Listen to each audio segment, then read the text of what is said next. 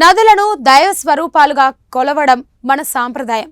గోమాతను పూజిస్తుంటాం, కానీ వాటి సంరక్షణకు చర్యలు తీసుకోబోమని ఆంధ్రప్రదేశ్ ఉప ముఖ్యమంత్రి పవన్ కళ్యాణ్ అన్నారు. పూజలు చేయడంతో పాటు వాటిని పవిత్రంగా ఉంచుకోవాలని ప్రజలకు సూచించారు.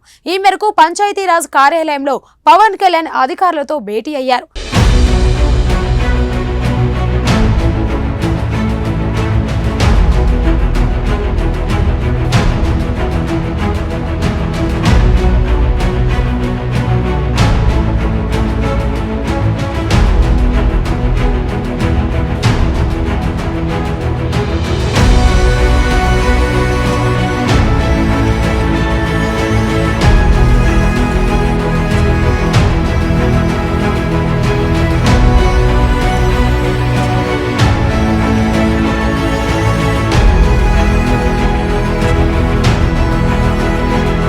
Solid and liquid waste management పై వారితో సమీక్ష జరిపారు. అనంతరం ఈ అంశంపై మాట్లాడుతూ చెత్త నిర్వహణ విషయంలో ప్రభుత్వ పరంగా తాను బాధ్యత తీసుకుంటానని హామీ ఇచ్చారు. రోజుకు 2 సార్లు ఇంటింటికి తిరిగి చెత్తను సేకరించి ప్రాసెసింగ్ సెంటర్కు పంపించే ఏర్పాట్లు చేస్తామని పేర్కొన్నారు.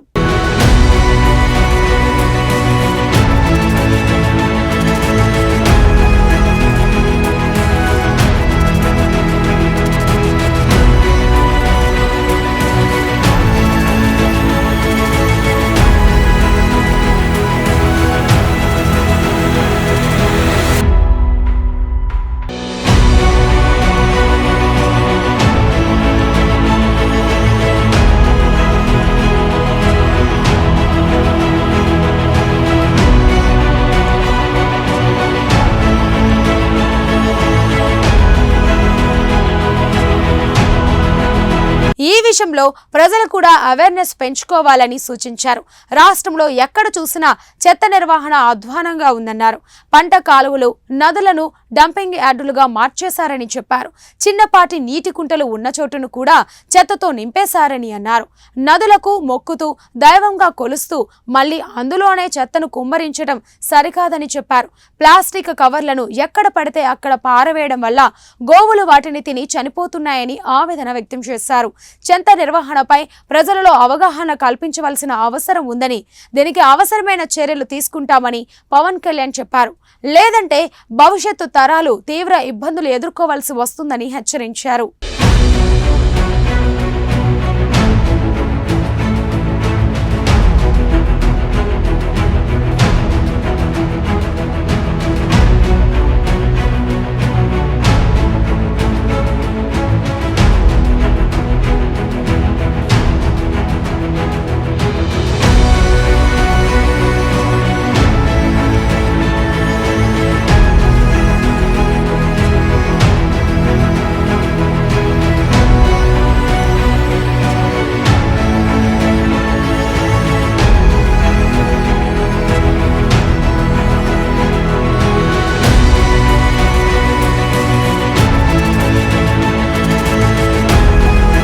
పనికిరాని వస్తువులతోనూ సంపద సృష్టించవచ్చునని ఏపీ ఉప ముఖ్యమంత్రి పవన్ కళ్యాణ్ చెప్పారు.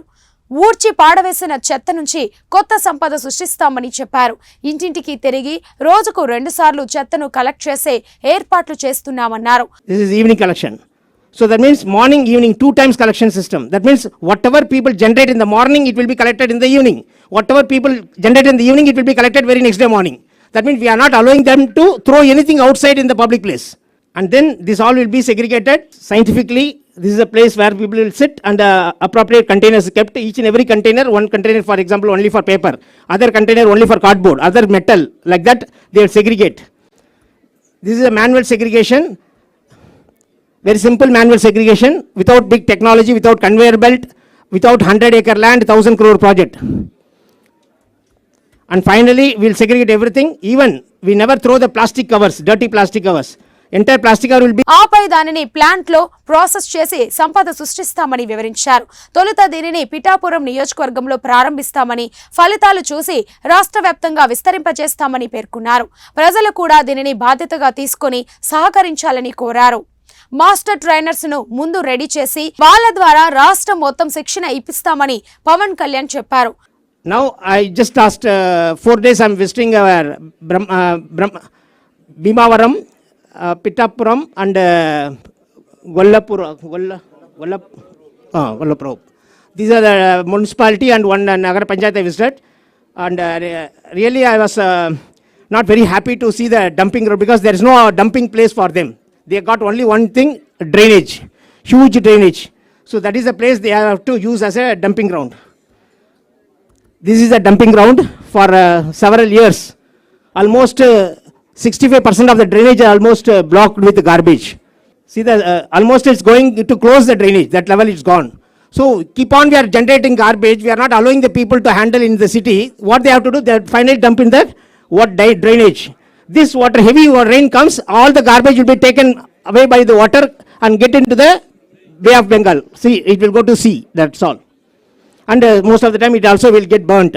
రాష్ట్రంలోని 101 గ్రామ పంచాయతీలలో చెత్తతో 2,600 కోట్ల ఆదాయం సమకూరిందని పవన్ కళ్యాణ్ చెప్పారు. 2.5 లక్షల మందికి ఉపాధి లభించిందని తెలిపారు. స్వచ్ఛాంధ్ర ద్వారా దీనిని ప్రజల్లోకి తీసుకెళ్తామని పేర్కొన్నారు. గ్రామాలలో రోడ్ల వెంబడి కొబ్బరి చెట్లు పెంచడం ద్వారా కొంత ఆదాయం సమకూర్చుకునేందుకు ప్రయత్నిస్తున్నామని చెప్పారు. We are very committed to be really Swachhandhra అంటే నిజంగా దానికి ఎంతో కొంత. ఇప్పుడు నేను అడుగుతుంది కూడా ఏంటంటే ముందు డంపింగ్ యార్డ్, ఇందాక మీరు భీమవరం డంపింగ్ యార్డ్ చూశారు. మీరు అడిగే ప్రశ్నకి ఏంటంటే ఈ డంపింగ్ యార్డ్ అసలు ముందు సమస్య ఏంటి, ఇవన్నీ అయిపోయేలోపు అది కదా. అందుకే దీన్ని ఒక కష్ట నష్టాలు అర్థం చేసుకోవడానికి ముందు మేము పిఠాపురమో లేదా కొంత భీమవరం డంపింగ్ యార్డ్ తీసుకున్నాం. భీమవరం డంపింగ్ యార్డ్కి ఏంటంటే నేను కొంచెం ఎలాబరేట్గా మీ తర్వాత ఇప్పుడు ఎవరు ఇంట్రెస్టెడ్ మీరు ఎవరిని అడిగినా ఆయన చాలా డీటెయిల్గా చెప్తారు. ఉదాహరణకి ఆయన ఛత్తీస్గఢ్లో ఐ థింక్ యూ హ్యాడ్ నేను ఛత్తీస్గఢ్ సార్ అంబికా హర్యానా ఛత్తీస్గఢ్ అంబికాపూర్లో ఆయన ప్రత్యేకించి ఒక ప్రాజెక్ట్ చేశారు. ఇలాగ మనకి ఒక డంపింగ్ యార్డ్ ఉంది, ఒక 20 acres dumping yard, and he made it very beautiful. So దానికి మోర్ దెన్ డబ్బు కంటే కూడా చాలా కమిటెడ్ ఉండే లీడర్షిప్ ఉండాలి దానికి అంతా. సో అది అట్లాంటి ఫస్ట్ ప్రయారిటీ చేసుకుంటాం. ఇవన్నీ ఒకటి అర్బన్ కింద వస్తుంది, కొంత పంచాయతీ నా కిందంతా నేను మాట్లాడగలిగేది పంచాయతీ రాజ్ కింద వస్తే, భీమవరం నా కింద రాదు. బట్ స్టిల్ నేను అర్బన్ డెవలప్ మినిస్టర్ నారాయణ గారితో కూర్చోబెట్టి మున్సిపాలిటీ సంబంధించి మేము కూర్చొని దాని మీద ఒక ప్రతిపాదన తీసుకురావాలి. ముందు దీన్ని ఇనిషియేట్ చేస్తాను త్రూ ఫ్రమ్ పిఆర్.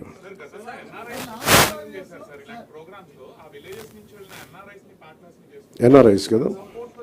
అంటే ఇప్పుడు మేము అదే చేస్తున్నాం. ఇప్పుడు మాకేమున్నాయంటే చాలామంది కమిటెడ్గా వాళ్ళ గ్రామాల్లో గ్రామం వరకు శుభ్రం చేసుకునే, ఫర్ ఎగ్జాంపుల్ మనకి రిలే హౌస్ది మన 80s మన అన్నహాసరే గారు చేసింది ఇలాంటి ప్రయత్నమే కాదు. అది పెద్ద స్థాయిలో వెళ్ళలేకపోయింది. అది ఓన్లీ కొన్ని పరిమితమైన గ్రామాల్లో పరిమితమైన మండలాలకి అయిపోయింది. కానీ సో మాకేంటంటే ఎన్ఆర్ఐస్ని ఎంతమంది స్టేక్ హోల్డర్స్, ఇప్పుడు నా ప్రయత్నం ఏంటంటే మా అందరి ప్రయత్నం ఎవరు విల్లింగ్గా ఉన్నారు. ఫస్ట్ ఒక ఉదాహరణకి మేము పిఠాపురంలో చేస్తే 54 పంచాయతీల్లో మాకు అర్థం అవుద్ది మోడల్.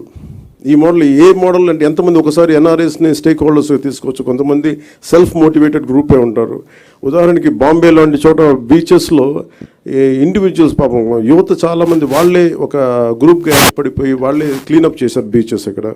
సో అలాగే మేము దిగే వరకు లోతు తెలియదు అంటారు. కాబట్టి మేము దిగిన తర్వాత maybe we will take support from every one. అలా ఏమేమి వస్తాయో మేము కూడా వెళ్ళి చూస్తాం. అందుకని దీన్ని ఈ పైలట్ ప్రాజెక్ట్ అని చెప్తాం. ఎందుకంటే వన్స్ మేము కమిటెడ్గా ఒక 1-2 సంవత్సరాలు దీన్ని సక్సెస్ఫుల్గా చేయగలిగి ఇప్పుడు మేము ఇక్కడ ఉన్న ఇన్ని వేల కోట్లు, దాదాపు 2,643 కోట్ల రూపాయల ఇంత ఉంది. ఇవన్నీ ఎక్కడో చోట ఒక చిన్న ఒక మైన్యూట్ ఒక మైక్రో లెవెల్లో ఒక నియోజకవర్గంలో సక్సెస్ సాధించగలిగి then we can scale it up. That's what.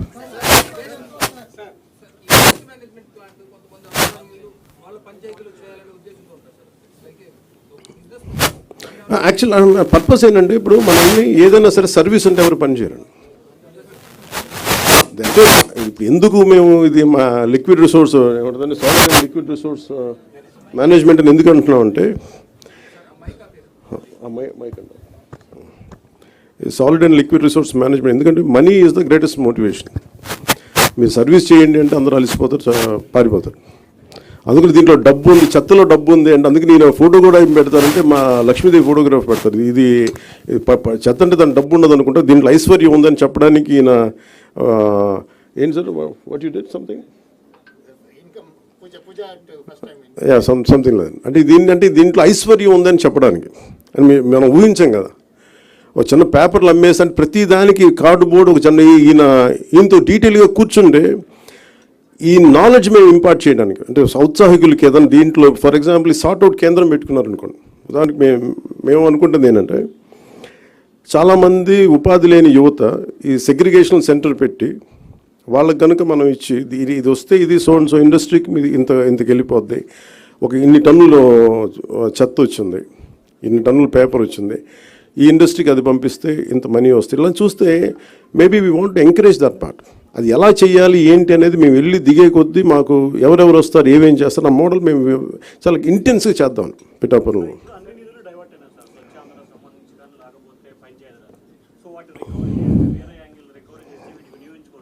ఖచ్చితంగా వినియోగించుకోవచ్చు, కానీ ఎలా రికవరీ చేస్తాం? ఇప్పుడు ఉదాహరణకి అంటే, ఇప్పుడు నేను ఏ రివ్యూ మీటింగ్స్లో కూర్చున్నా కానీ అందరూ కలిసి ఒక పేరు అవసరంగా లేదు కానీ ఒక ఐఏఎస్ అధికారి పేరు చెప్తారు. ప్రతి అన్ని అనర్థాలకి మూలం ఆయనే అన్నట్టుగా అసలు ఇన్ని అవకతవకలకి మొత్తం కూర్చోబెట్టి ఏ రివ్యూ మీటింగ్లో కూర్చున్నా ఆయన ఏళ్ళన్నీ ఆయన వైపు చూపిస్తుంటారు. అఫ్కోర్స్ ఆయన ఇప్పుడు వెళ్ళిపోయారు అనుకుంటాను నాకు తెలిసి. అంటే ఇట్లా ఉంటుంది. ఇప్పుడు వీళ్ళందరినీ ఎలా బాధ్యుల్ని చేయాలి అంటే ఇట్స్ వెరీ ఈజీ. అంటే అడ్మినిస్ట్రేషన్లో కూర్చున్నప్పుడు రూల్ బుక్ని దాటి అధికారులు ప్రయత్నాలు చేశారు, నేను మా రివ్యూస్లో మాట్లాడుతాను, కానీ the previous government over ruled and they went away. ఎవరికి అకౌంటబిలిటీ ఫిక్స్ చేయాలి అనేది ఇట్స్ $1 million క్వశ్చన్. అది కేసులు పెట్టచ్చు ఏమైనా తెలియదు, కానీ ఇప్పుడు నిన్న ఒక రివ్యూ చేశాను. రివ్యూ చేస్తే Asian infrastructure industrial development bank వాళ్ళు దాదాపు ఒక రఫ్లీ ఒక 4,000 to 5,000 kilometers అనుకోండి, వాళ్ళకి ఇస్తే వాళ్ళు అడిగింది ఏంటంటే, ఒకప్పుడు మనం ఒక 70% వాళ్ళు ఇస్తే ప్రతి ₹1,00,00,000కి ప్రతి 100 కోట్లకి 70 కోట్లు వాళ్ళు ఇస్తే మనం 30 కోట్లు పెట్టాలి, అంతే కదా సార్? దట్స్ వాట్ 70-30 రేషియోలో. సో దాంట్లో ఇదేంటి 250 మంది జనాభా ఉన్న హ్యామ్లెట్స్ కావచ్చు, కుగ్రామాలు కావచ్చు, వాటికి రోడ్డు. సో వాటికి రోడ్లు వేయడానికి దాదాపు Asian infrastructure industrial development bank ప్రయత్నం చేస్తే దాదాపు 400 million ఇచ్చారు వాళ్ళు. ఇస్తే కానీ మనం ఏం చేసాం, వాళ్ళు ఇచ్చిన తర్వాత అది రోజు ఏమైపోయింది, గత ప్రభుత్వం డబ్బులు పే చేయక వాళ్ళకి ప్రాజెక్టు నిర్మాణం చేయలేదు. నేను అడిగాను అంటే అధికారులని, బ్యాంక్ అధికారులు, ఎందుకు అంటే లాస్ట్ గవర్నమెంట్ వాళ్ళు కనీసం వాళ్ళ వాటా వాళ్ళు ఇవ్వలేదు. వాళ్ళు 70 కోట్లు వాళ్ళ వంతు రిలీజ్ చేశారు, కానీ రాష్ట్ర ప్రభుత్వం ఇవ్వాల్సిన వంతుని వాళ్ళు రిలీజ్ చేయకపోవడం వల్ల వాళ్ళు ఏం చేశారు, అలా ఉంచేశారు దాన్ని. కొద్ది రోజుల తర్వాత రోడ్లు ఇలా అలా చూస్తే ఒక $40 million అలాగే బ్యాంకుల్లో పెట్టుకొని కూర్చున్నారు. అది ఎటు డైవర్ట్ చేశారు ఏంటి అని పక్కన పెట్టి రోడ్లు వేయలేదు. అందువల్ల ఏంటంటే వాళ్ళకి నమ్మకం పోయి గత ప్రభుత్వం మీద వాళ్ళు ఏం చెప్పారంటే, మేము డబ్బులు ఇవ్వం, మేము రీఎంబర్స్మెంట్ విధానం పెడతామని చెప్పేసి మినిస్ట్రీ ఆఫ్ ఫైనాన్స్ పెట్టింది. వాళ్ళు ఏం చేశారు, మొన్నదాకా మన వాటా ఇవ్వాలి, 70 కోట్లు పెడితే మనం 30 కోట్లు పెట్టి ప్లస్ జిఎస్టీ మనం కడితే 18% దాన్ని ముందుకు తీసుకెళ్ళారు. ఈ నెగోసియేషన్లో కానీ ఎక్కడ కూడా జిఎస్టీ మాకు భారం అయిపోతుంది కేంద్ర ప్రభుత్వంతో మాట్లాడలేదు. ఇట్లాగా ఏదైతే ఇంటెండెడ్ పర్పసెస్కి గొప్ప నోబుల్గా స్టార్ట్ చేశారో వీళ్ళు రకరకాల విధానాల ద్వారా ఫండ్స్ని ఎటు డైవర్ట్ అయిపోయింది. ఇది ఇండస్ట్రియల్ వాళ్ళు ఏషియన్ మన ఏఐబి కూడా చెప్తా ఉన్నారు, మా డబ్బులు రాలేదు. Then I said we have taken responsibility. వాళ్ళకి ఏం చెప్పానంటే, మేము మాట్లాడతాం, మాకు కొద్ది సమయం వాళ్ళు అడిగింది ఏంటంటే రీఎంబర్స్మెంట్ పెట్టారు, అంటే ముందు మీరు ఖర్చు పెట్టేయండి మేము తర్వాత ఇస్తామని. అసలు డబ్బులు లేవు. నేను మాట్లాడితే వాళ్ళు అడిగింది ఏంటంటే కనీసం ఈ ప్రాజెక్ట్ అయిపోద్ది అంటే 2019లో వాళ్ళు 18 కంటే 2019 నుంచి ఆచరణలోకి వచ్చింది. బై 20 వాళ్ళు 2 years అంత మొత్తం అవ్వాల్సిన ప్రాజెక్టు, కానీ అవ్వాల. ఇప్పుడు మళ్ళీ కరోనా వల్ల ఇంకోటి పక్కన పెట్టి తర్వాత కూడా డబ్బులు వచ్చినా కానీ వాళ్ళు చేయకపోతే ఇప్పుడు అడిగింది ఏంటంటే ఈ డిసెంబర్ దాకా పొడిగించారు. ఈ డిసెంబర్ లోపు నేను అడిగింది ఏంటంటే ఇది కంటిన్యూ అవ్వాలి ఫండింగ్, అంటే ఏం చేయాలి, మేము డబ్బు కొంత పెట్టాం కూరుకుపోయాం దీంట్లో, మాకు డబ్బు మాకు రావాలి, మీరు ఎలా చేస్తారు ఏంటి అడిగితే నేను చెప్పాను, వాళ్ళు ఏంటి మేము చేయగలం అంటే మాకు కనీసం 200 crores per month కనుక మీరు ఈ ప్రాజెక్ట్ మీద పెడితే, రోడ్ల మీద పెడితే దీన్ని ఒక 3 months తర్వాత మేము మేక్ షూర్ దట్ రీఎంబర్స్మెంట్ నుంచి మేము తిరిగి లోన్ ఇచ్చే పద్ధతికి వస్తాం. సో ఇలాంటి ఛాలెంజెస్ ప్రతి చోట ఉన్నాయి. మీరు ఏ పథకం తీసుకున్నా ఈ పథకంలో ఒక ఛాలెంజెస్ ఉన్నాయి. సో ఇలాంటి ఛాలెంజెస్ నడుములో we want to do something like this. That's what. మీరేం చెప్తాను?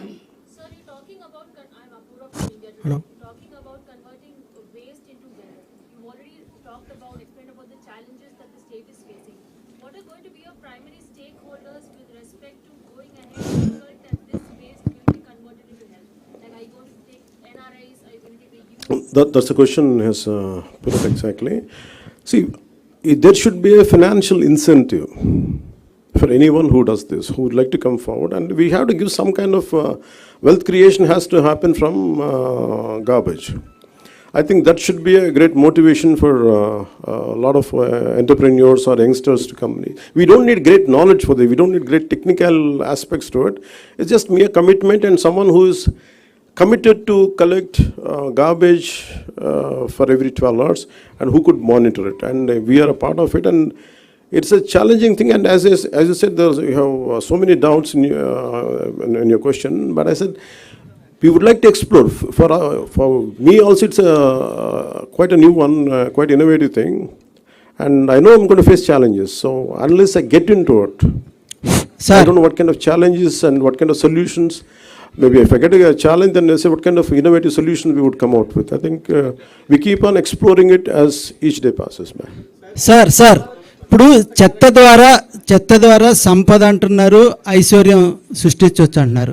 మరోవైపున స్వచ్ఛాంధ్ర కార్పొరేషన్ ద్వారా వేల కోట్లు ఖర్చు పెట్టి తిరిగి ఆ చెత్త కలెక్షన్ కోసమే పన్నులు వసూలు చేస్తున్న పని, దీన్ని ఎలా చూస్తారు? చెత్త ట్యాక్స్, చెత్త పన్ను చెత్త tax. ఒకవైపున చెత్త సంపద ఇవన్నీ ఏంటంటేనండి, అందుకే మీరు చూస్తే ఇది మనం ఈ క్వశ్చన్ ఎప్పుడు రెలవెంట్ అంటే when we are applying it to the entire state. Yes So we are doing a pilot project. We are looking at how it's going to work.